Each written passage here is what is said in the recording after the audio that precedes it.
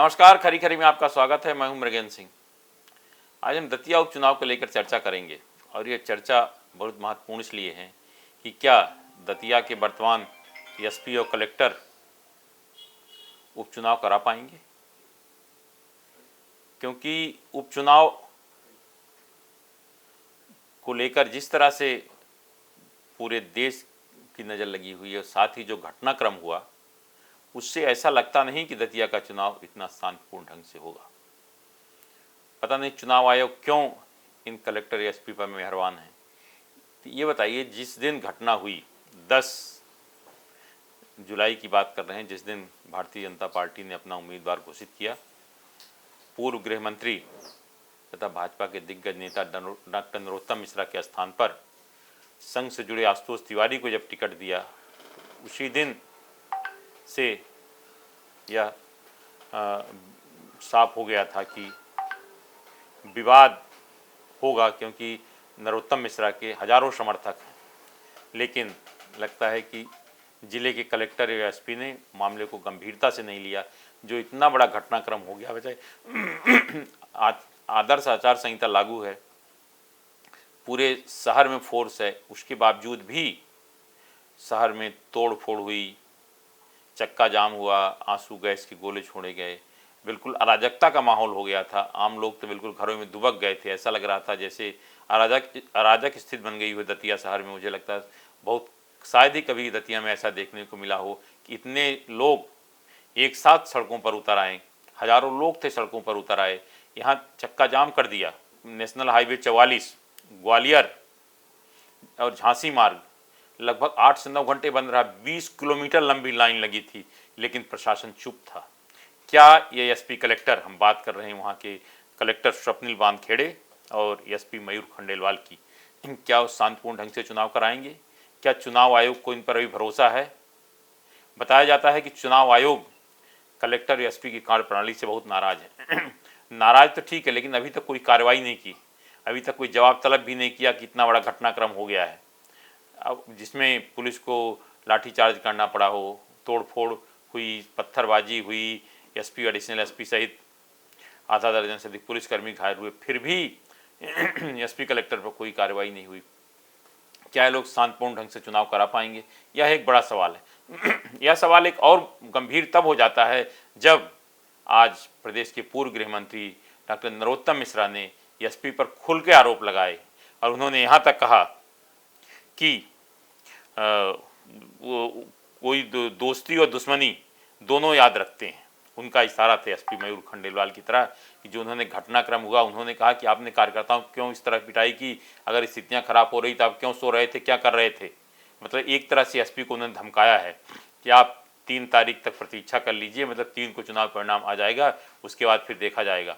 मतलब आप ये समझ लीजिए कि एसपी मयूर खंडेलवाल दोनों तरफ से फंस गए हैं।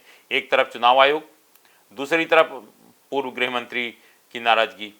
पूर्व गृह मंत्री की नाराजगी इस बात को लेकर थी कि आप कार्यकर्ताओं को आप इस तरह से व्यवहार करें, कार्यकर्ताओं को इस तरह से लाठीचार्ज करोगे, आप भारतीय जनता पार्टी कार्यालय में जाकर आंसू गैस से गोले छोड़ोगे। और तो और छोड़िए, पुलिस वाले खुद पत्थरबाजी कर रहे थे, गाड़ियों में पत्थर मार रहे थे। क्या यह उचित है? क्या किसी पुलिसकर्मी के खिलाफ कोई कार्रवाई की गई? नहीं की गई।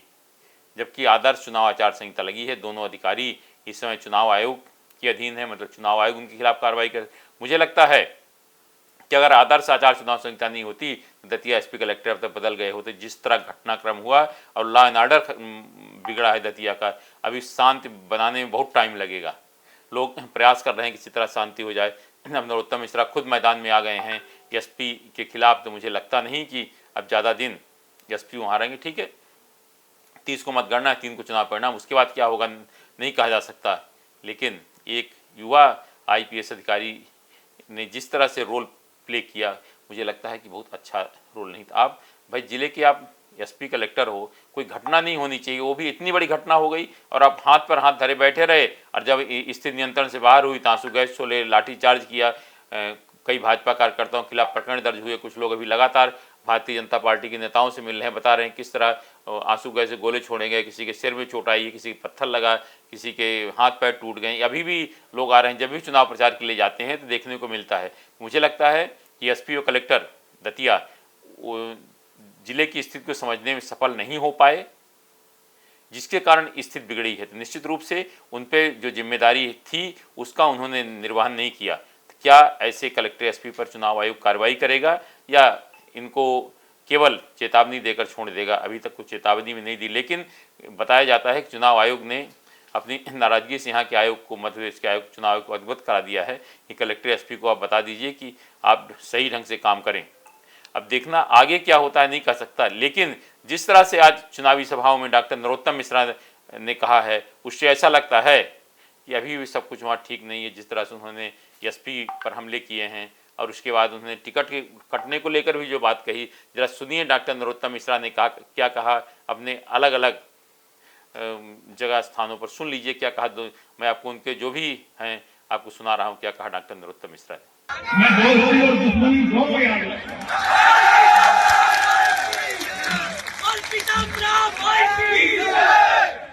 मैं प्रेम और क्रोध के माइक की आवाज आप तक पहुंचेगी, मुझे मालूम है, इसीलिए कह रहा हूं।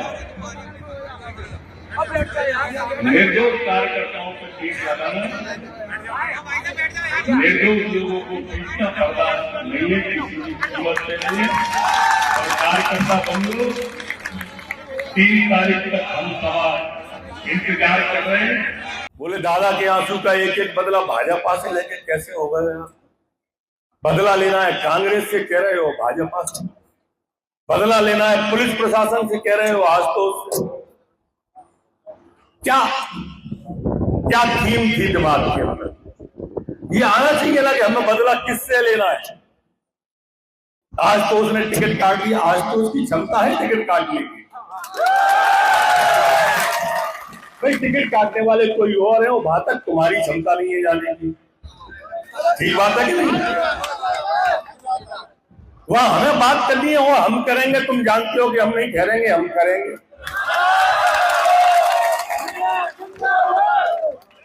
तो इसलिए गुस्सा कहीं गलत जगह पर मत निकालो अपनी क्रोध को, ब्रह्मास्त्र कहीं और मत दागो मेरे मित्रों। अगर ब्रह्मास्त्र गलत जगह पर दाग दिया तो जो मैन युद्ध है ना, वहां से चूक जाओगे। आपने सुना क्या कहा डॉक्टर नरोत्तम मिश्रा ने? इससे यह बात साफ है कि दतिया के प्रशासन को लेकर, जिला प्रशासन को लेकर भाजपा नेताओं और कार्यकर्ताओं में काफ़ी नाराजगी है, क्योंकि नाराजगी इस बात को लेकर आप स्थिति समझ नहीं पाए और पिटाई हो गई। सबको मालूम था कि डॉक्टर नरोत्तम मिश्रा का टिकट खुलता है। नरोत्तम मिश्रा कोई साधारण आदमी तो है नहीं, भाजपा के दिग्गज नेता हैं, 2008 से लगातार विधायक हैं, मंत्री हैं, गृह मंत्री रह चुके हैं। शिवराज सिंह चौहान जब मध्य प्रदेश के मुख्यमंत्री थे 2000 तो नंबर 2 की स्थिति में थे मंत्रिमंडल में, और वो लगातार 6 बार के विधायक है। अगर उनका टिकट कटेगा, सबको मालूम है कुछ कुछ होगा, लेकिन मुझे लगता है कि एसपी कलेक्टर ने मामले को बहुत ही साधारण ढंग से लिया, जिसके कारण ये स्थिति हुई। अब देखिए इनको दंडित चुनाव आयोग करता है या चुनाव के बाद सरकार करती है, इस पर सबकी नजरें लगी हुई। अब दतिया आज 16 तारीख है। नरोत्तम मिश्रा ने जिस तरह कहा था, वादा किया था कि 16 तारीख से वो पूरे समय दतिया में रहेंगे, चुनाव प्रचार करेंगे। आज से चुनाव प्रचार में कूद पड़े हैं और उनके कार्यकर्ता भी मैदान में आ गए हैं। सबका एक ही उद्देश्य है कि भारतीय जनता पार्टी को इसी तरह जिताना है। अब जब कार्यकर्ता उनसे पूछ रहे हैं तो उन्होंने अपने बातचीत में ये भी कहा कि उनकी टिकट काटने की मतलब आशुतोष तिवारी में हिम्मत नहीं है, कि उनका दम नहीं है कि टिकट काटे। टिकट कहाँ से कटा, उन्हें कार्यकर्ताओं से भी कहा आप पार्टी ने जो भी निर्णय लिया आप उसको स्वीकार करिए, आशुतोष तिवारी का प्रचार करिए। और उन्होंने कहा जहाँ से टिकट कटा है वहाँ आप लोग नहीं पहुँच सकते हैं। मतलब उन्होंने बताया कि आशुतोष तिवारी नहीं, इसके पीछे कोई और है टिकट काटने के पीछे, कारण चाहे जो भी रहा हो। आज सिर्फ इतना है। इस तरह खबरों के लिए हमारे चैनल पब्लिक वाणी सब्सक्राइब करिए। आपके पास भी कोई खबर है तो हमें जरूर बताएं, क्योंकि हमारा नाम है पब्लिक वाणी।